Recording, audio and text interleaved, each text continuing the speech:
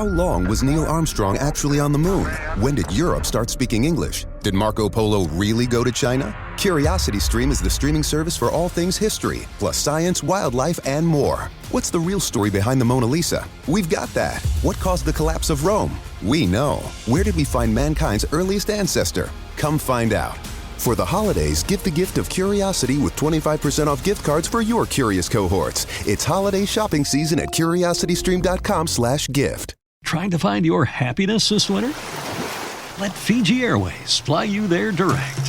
Whether you're sunbathing or snorkeling, dining or dreaming, you'll experience legendary Fijian hospitality. Expect the warmest of welcomes in this Pacific paradise. Unplug, unwind, and relax in your happy place, Fiji. Get great deals on direct flights to happiness at FijiAirways.com. That's FijiAirways.com. You deserve this. Go from here to happiness, flying direct with Fiji Airways.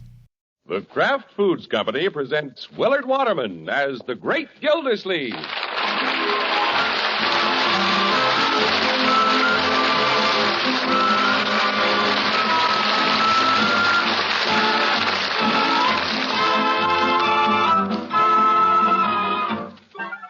The Great Gildersleeve is brought to you, partially transcribed, by the Kraft Foods Company.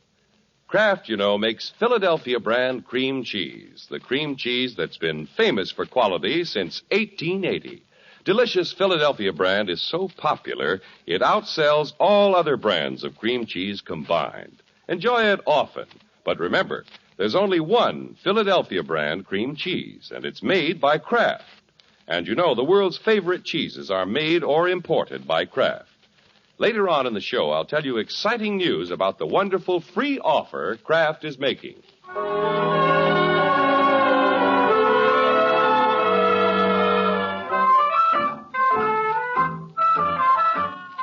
Well, there's no time like Christmas. Yesterday, everybody enjoyed the thrill of opening gaily wrapped packages and emptying stockings by the fireplace. And since it's the custom to drop in on friends to see what jolly old St. Nick brought, let's go back a day and see what happened at the great Gildersleeve's house. Right, George. Opening presents is fun. Yeah, I'm doing pretty good, Unc. Wrapping paper, boxes, ribbon, presents all over the place. The parlor looks like a department store. When are we going to open the presents we're saving for last? Bronco's just like a kid. He is a kid. Yeah, I sure am at Christmas. Well, Bronco, we'll open the last round just as soon as Bertie gets the twins settled. This has been a pretty hectic morning for them. Weren't they excited? Their eyes were so busy taking in everything. Boy, I can't wait to open this present from Babs. Well, the twins are asleep. Let's open that last present. We're just waiting for you, Bertie. You first, Uncle Mort. Me? Yeah, all right. Well, hey, wait a minute. How about me? But, Leroy, you always wanted to open yours last. That was before he had a girl. Well? Say, look what I have. A desk set from the family. Just what I need. Yeah, try the pen, Unc. Yeah, I think I will. Red ink. That's to use after Christmas. Bertie, you open yours next. I was hoping I'd be next. I saved the one from the family, too. Well, we hope you like it, Bertie. Yes, sir. I wonder what this can be. Uh-oh. No. It can't be. But it is. Bertie got a genuine dyed-in-the-wool cashmere sweater. Neat. Not bad, huh, Bertie? No, sir. Bertie never thought she'd see the happy day she'd own a genuine cashmere sweater. Now, where's the card? Here it is. Thank you. To Bertie, with all our best wishes for a very Merry Christmas. Ain't that nice? We hope you like the color, Bertie. Yes, ma'am. I like everything about it. Excuse me, I gotta go try this on. Now, Bronco, open your present. Well, I should insist that you open yours first, Marge, but I'm too anxious to see what's in this tall, round package. You'll see. If it was from Uncle Mort, I'd say it's a bottle of water. Why don't you kick it and see if it leaks? Gosh, it must be important. It's well wrapped. Well, all I'll tell you is that it's something for our new house. Yeah, Marge and I decided we'd be practical this year. We're giving each other something for the house. Fine. You're a very sensible couple. Well, look what my sweet wife gave me. A keg of nails.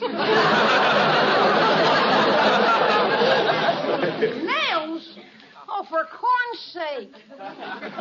Hey, nice. Oh, thanks, Marge. Just think, Bronco. When we're in our new home, we'll know it's held together with the nails I gave you for Christmas. Yeah, the roof over our heads will be held together with nails of love. This is sickening. Let's get on with the presents. You, Marjorie? Shall I bring it out from behind the tree? Will you, Unky? You bet. And you, It's bigger than I am. Heavier, too. Let me give you a hand. Yeah. Oh. Yeah. What do you think it is, Marge? Well, it must be something for the house. I can't imagine. Maybe it's the whole house. Oh, Leroy. Yeah. There we are. Take the wrapping off, Marge. Well, here goes. Oh, Bronco, you darling. What did he give you, Marge? What is it? A door.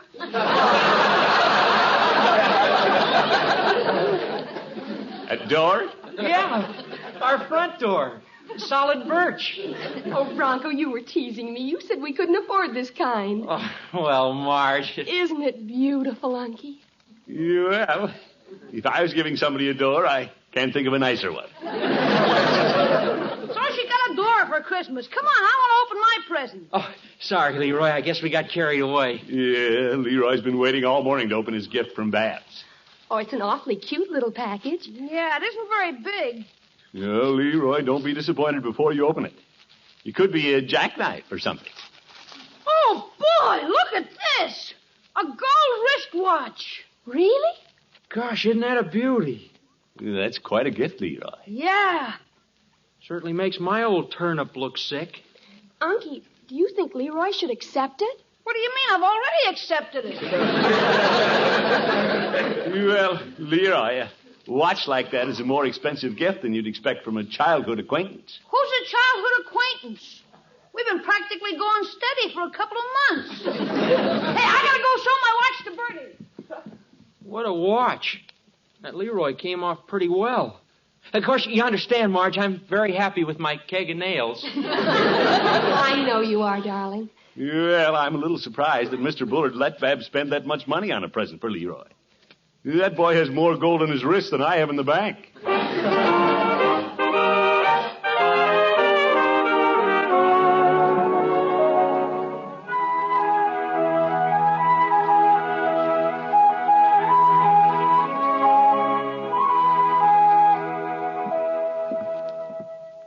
Good morning, Bertie. Morning, Miss Gildersleeve. Am I too late for breakfast? No, sir, but the others did beat you out this morning. Yeah, it's always difficult to get started for the office the day after Christmas. Yes, sir. Here's some coffee. Good. That should start me perking. Where's Leroy? Oh, he's over at Mr. Bullard's. They was away yesterday, so Leroy couldn't wait to see what Babs got for Christmas. You know, I wondered why Babs didn't come over yesterday. He left here at 8:56 and 22 seconds, according to his new watch. That watch came as quite a surprise to all of us, Bertie. Yes, sir. There was a lot of surprises around here. A keg of nails, a door, and a genuine cashmere sweater. But that watch, that topped them all. Well, Bertie, I'm not one to encourage expensive gifts for kids who don't know the value of money. Babs isn't to blame. It's Mr. Bullard. It is? You shouldn't have let Babs buy Leroy anything so expensive in the first place. No, sir. After all, it isn't a good idea for the kiddies to set their sights too high. No, sir. That Bullard overindulges little Babs. Yes, sir. And I think of how much that gold watch must have cost. Why, it's ridiculous. Yes, sir. Of course, it's not my problem. No, sir. The watch does fit Leroy's wrist. If Mr. Bullard feels he has money to throw around and wants to toss a little this way, yeah, I'll be big about it and let Leroy catch it. Yes, sir.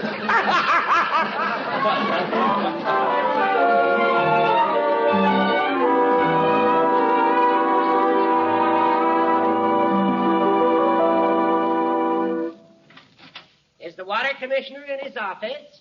Come in, Judge. Season's greetings, Gilda. Thank you, Judge. I didn't expect to see you around today. I came by to check on you, Gilda.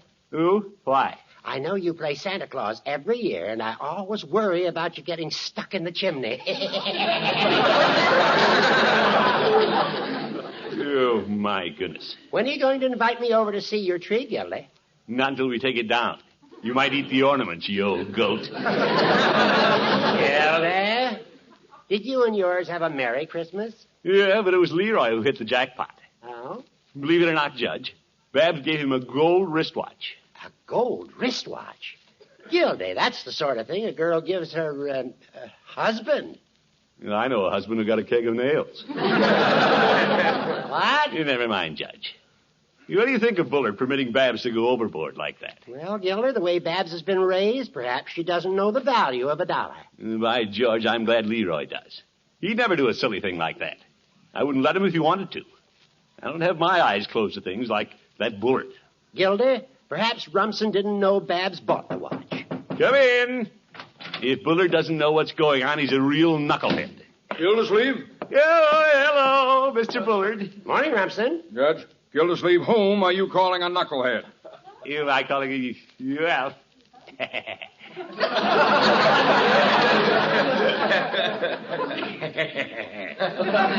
Speak up, laughing boy. No, Mr. Bullard. Speak up.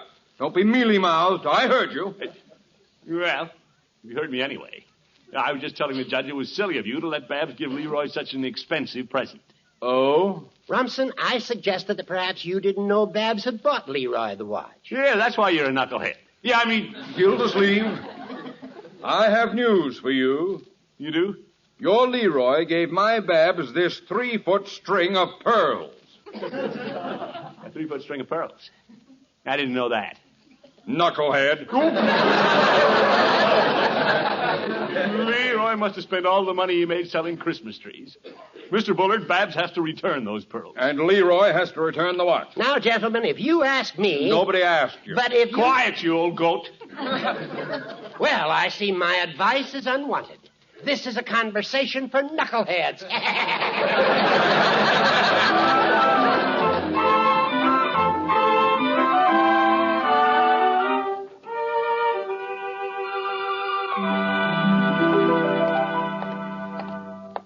Leroy and Babs, hardly in their teens and giving each other expensive presents. These pearls must have cost Leroy $35 or $40. Well, by George, he'll have to take them back. Leroy! Leroy! Unky, you're shouting. You bet I'm shouting. Margie, where's Leroy? Well, I haven't seen him. Have you, Bronco? No, but if he's in the neighborhood, I'll bet he heard you. Yeah. Maybe it's just well he isn't here. I better cool off before I see the boy. What's the matter, Unky? Marjorie, look at this. Oh, what a gorgeous string of pearls. Say, what lucky young lady are going to lasso with those? Bronco, I couldn't afford these. They're Leroy's Christmas present to Babs. Yeah? You don't mean it, Unky. She gave him a gold watch, and he gave her a string of pearls. Isn't that the most ridiculous thing you ever heard of? Oh, it certainly is. Oh, I don't know. What? Well, admitting that Babs is a little young to be receiving such gorgeous pearls, I wonder how they'd look on me. Now, Marge, you got your door for Christmas? Yeah, it's too bad Leroy and Babs aren't as practical as you two. Well, I guess it's fun to be impractical sometimes. I've never had a string of pearls like this. Well, I've never had a gold watch like Leroy's either. Of course, you understand, Marge, honey, that I'm perfectly happy with my keg of nails. Sure, it's been a fine Christmas. Well, I'm perfectly thrilled with my door. You understand that, too, don't you, Bronco? Yeah, sure he does. Oh, you sure? After all, it's such a practical gift. Well, Marge, we're building a home, and you were the one who suggested a practical Christmas. I suggested it?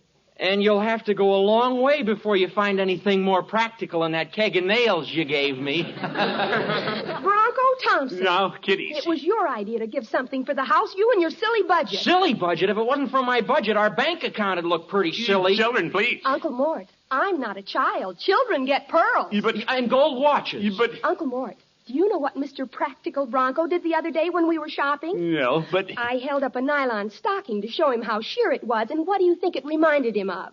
What? Looking through a window pane that he could buy for the same amount of money. Now, Marge, wait a minute. So how should I expect pearls? Well, why should I expect a watch? Bronco didn't get a watch for Christmas, but he's sure getting the works.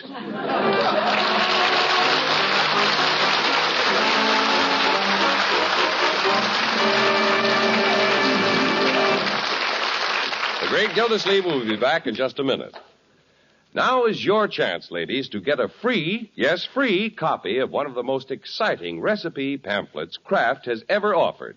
This handy file-type pamphlet has more than 20 easy-to-follow recipes for making delectable, melt-in-your-mouth fudge and creamy smooth frostings a brand new way, a simply amazing way with Philadelphia brand cream cheese. Just imagine, with Philadelphia brand cream cheese, you can make fudge and frostings that are perfect every time. Never grainy, never too hard, never too soft, but always delightfully creamy smooth. And making wonderful fudge and frostings with Philadelphia brand cream cheese is easy because there's no cooking, no testing, no beating to worry about. Just follow the simple instructions in the recipe pamphlet. You'll have luscious fudge and frosting with perfect, delicate richness, because Philadelphia brand is made with lots of fine milk and thick cream.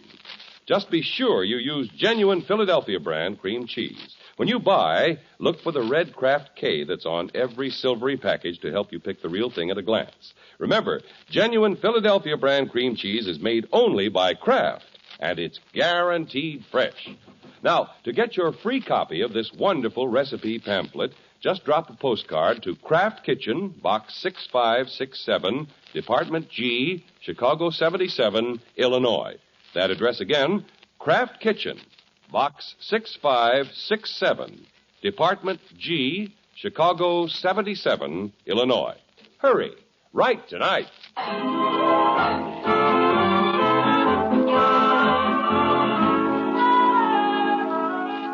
Well, the great Gildersleeve and his family had a wonderful Christmas. But the day after, complications started to develop. It began when Mr. Bullard got upset because his niece Babs gave Leroy a gold watch.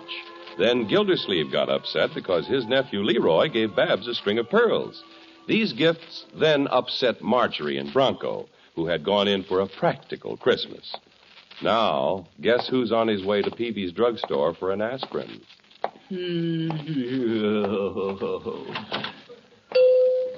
Hello, Peavy. Well, hello, Mr. Gildersleeve. What can I do for you today? Give me a box of aspirin, Peavy. Very well. You're figuring up your Christmas bills already, are you? I've had a bigger headache than that. I just had to tell Leroy to return the gold watch Babs gave him for Christmas. My, that fine watch that Leroy showed me? Yeah. It seems I heard something about a string of pearls, too. Well, Leroy has to take them back to the jewelry store. That's one thing that Bullard and I agree on. You and Mr. Bullard agreed on something? At last. Well, that's Christmas for you. Yesterday, Mrs. Peavy's mother and I agreed on something. Oh, what? That it was Christmas. Oh, my goodness. This problem with the kids is serious, Peavy. Just because they like each other, they figure they have to spend every nickel they have on gifts. I recall when I was first smitten. I splurged a little on a gift for my lad of love. You, Peavy? I'm here to tell you. I presented her with a World's Fair pillow, as I recall. Purple velvet with orange tassel. Her father and my father insisted that we return each other's gifts, too. And as it turned out, I glad of it. What'd she give you, Peavy? She gave me a kiss, and I gave it right back. Peavy, you're making light of this. Leroy must have spent $35 or $40 for those pearls. Well, it was his money, wasn't it? True. But it surprises me that our youngsters don't display better judgment. If I were a boy, I wouldn't give a girl a pearl necklace. No, I don't think you would.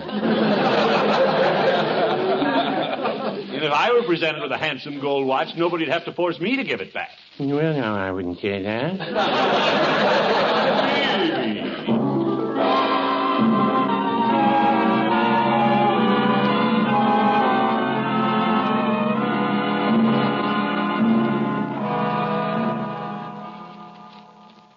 Gee, Babs, I'm glad you came over.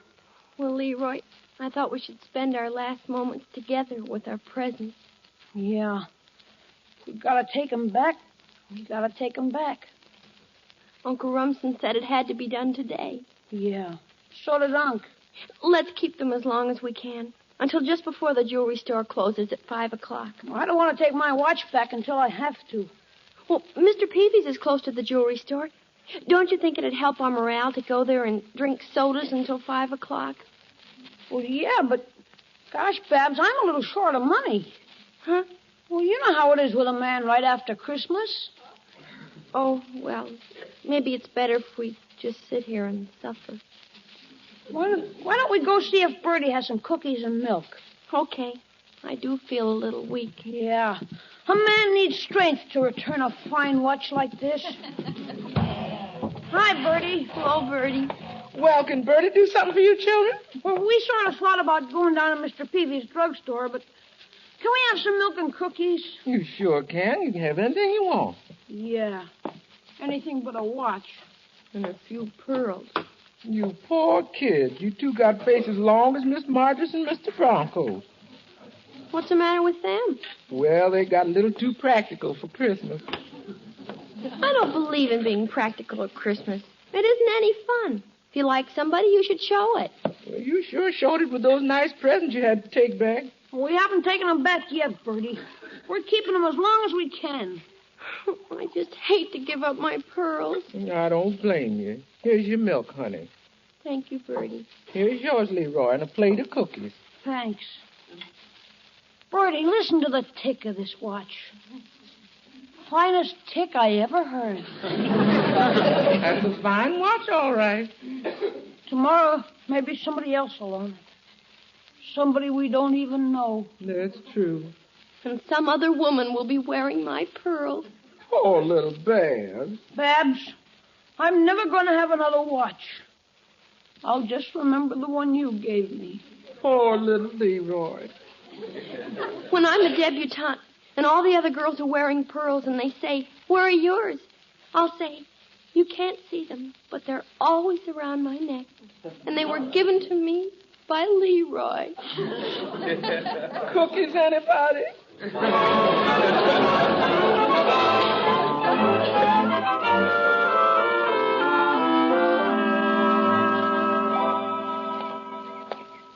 Yeah, I wonder if I did the right thing. In a way, Peavy's right. Leroy did spend his own money. Still, the kids have to understand that Mr. Bullard and I know best. Oh, hello, Gildersleeve. Hello, Mr. Bullard. Didn't see you behind your bushes there. Well, I was just shaking off some of the snow before this hedge breaks down. Oh? And incidentally, keeping an eye out for Babs and Leroy. Well, I was thinking about the kids myself. It's nearly 5 o'clock. I suppose by now they've returned those expensive baubles. Yeah, too bad they weren't more practical, like Marjorie and Bronco. Marjorie and Bronco? They gave each other something for their new home. She gave him a keg of nails, and he gave her the door. The door? Yeah, the front door for the house. Oh! Have they had a happy Christmas? Well, until they saw what Leroy and Babs gave each other. Oh, foolish children. Yeah. Leroy stood out in the snow for 2 weeks, selling Christmas trees just to buy Babs a string of pearls. Well, I gave Babs a check for $50, and all of it went into the purchase of Leroy's watch, except $1.50. How do you know? Well, that's about what this necktie cost. Oh, yeah.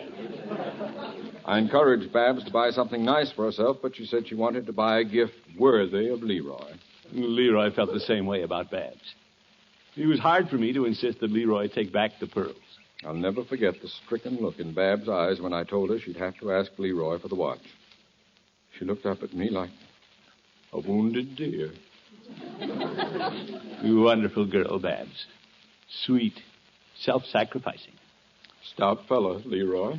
Yeah, he took it like a man. Braced his shoulders and said, "I guess you know best, Dunk." Babs took it bravely.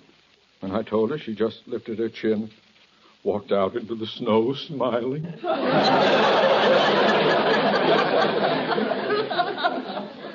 Too bad. They're hiding broken hearts, Gildersleeve, and we broke them. Right, George, I don't like the idea of broken hearts, especially at Christmas. Gildersleeve, do you think we still have time? You mean you're willing to let them keep their presents, too? It isn't quite 5 o'clock. They may be at your house. You follow me, Bullard. Follow me.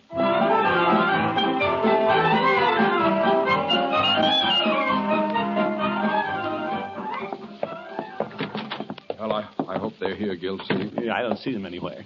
Bertie! Bertie! What's all the commotion? Oh, hello, Mr. Bullard. Bertie, have you seen Babs and Leroy? We have to find them, Bertie. All is forgiven. They can keep the presents. That's nice, gentlemen, but you're too late. We are? Oh, no. You're too late. You're closing the barn after the horse is gone. Yeah, but, Bertie, we've thought it over. Yes, sir, you're too late. You're closing the barn after the horse is gone. Yeah, but... Mr. Gildersleeve, you know what you are? Yes, Bertie. That's right. You're too late. You're closing the barn after the horse is gone. I'm sorry, gentlemen. Well, Bullard, we're too late. Yes, the horse is gone. I'd better be going, too. Well, we've done a nice, big, fat job of ruining the kids' Christmas. You sit in Unc's chair, Babs. Thank you, Leroy. Listen, Gildersleeve. And I'll sit over here. They're still in the house, Bullard. Then we're not too late. Leroy! 19, 20, and 5's 25. Leroy! Babs, dear. Oh, hi, Unc. 26, 27. Babs, what are you doing? Excuse us, Uncle Rumson. We're counting our money. Your money? Bullard, we are too late. Poor unhappy children. Who's unhappy? 28, 29. What's this, Leroy? We were broke, and now we're loaded. 30, 35. But, Babs, we were going to let you keep the necklace and the watch. We had the fun of getting them for Christmas. Now we can spend the money again. Shrewd girl. Come on, Babs. Let's go down to Mr. Peavy's and have a soda. Oh, I'd love it. We haven't been downtown all day. So long, Unc. Bye, Uncle Robinson. Goodbye. Ta-ta. Well, what do you make of that? Well, wait a minute, Gildersleeve. If they haven't been downtown all day, they couldn't have taken those presents back to the jeweler's. So that's right. Where'd they get the money? Oh, hello, Unky. Mr. Bullard. Good evening, Marjorie. Marjorie, you're wearing pearls. They're a gift from my husband. Beautiful. Uh-huh, and he's taking me out to dinner this evening. Hurry, Bronco, darling. We'll be late. No, he won't. It's only 5:15, according to my new gold watch. Well, Gildersleeve, it seems everything turned out all right. Yes, indeed. Maybe I can even borrow some money from Leroy to pay my Christmas bills.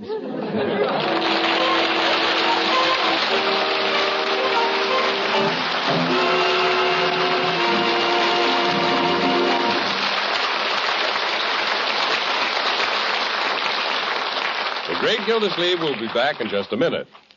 Remember, ladies, write tonight for your free, that's right, free pamphlet with more than 20 exciting recipes for a perfect, luscious fudge and creamy smooth frostings you can make easily without cooking with Philadelphia brand cream cheese. Just drop a postcard to Kraft Kitchen, Box 6567, Department G, Chicago 77, Illinois. That address again, Kraft Kitchen, Box 6567, Department G, Chicago 77, Illinois.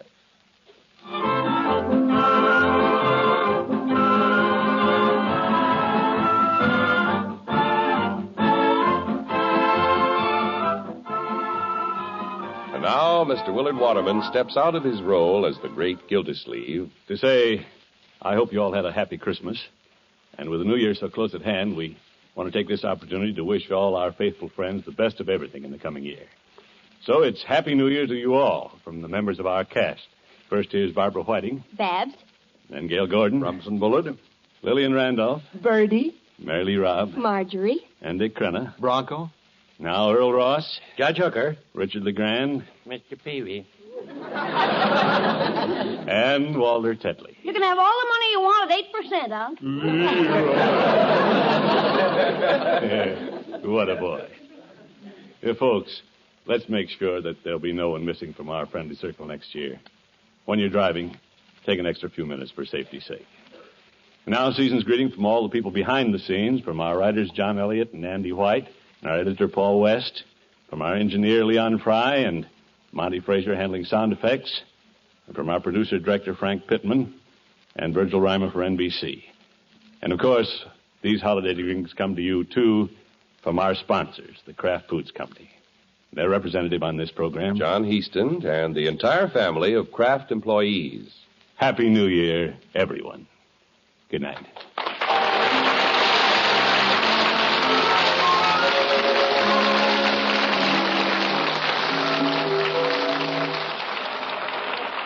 You know, it takes 3 things to make a sandwich. The bread, then meat or cheese or egg, whatever you like best in between. And the third thing is, a touch of real mustard. For when you add a little mustard, you add a lot of tang. That is, if it's Kraft prepared mustard. There are 2 kinds, you know. Mild Kraft's mustard, smooth and delicately spiced, and Kraft mustard with horseradish added. Have both on hand for different tastes, different uses. Remember, when you add just a little mustard, you add a lot of tang. Get Kraft's prepared mustard.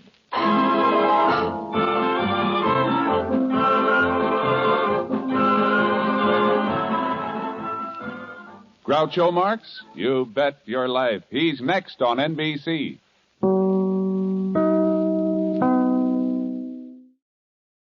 At Grainger, we're for the ones who specialize in saving the day, and for the ones who've mastered the art of keeping business moving.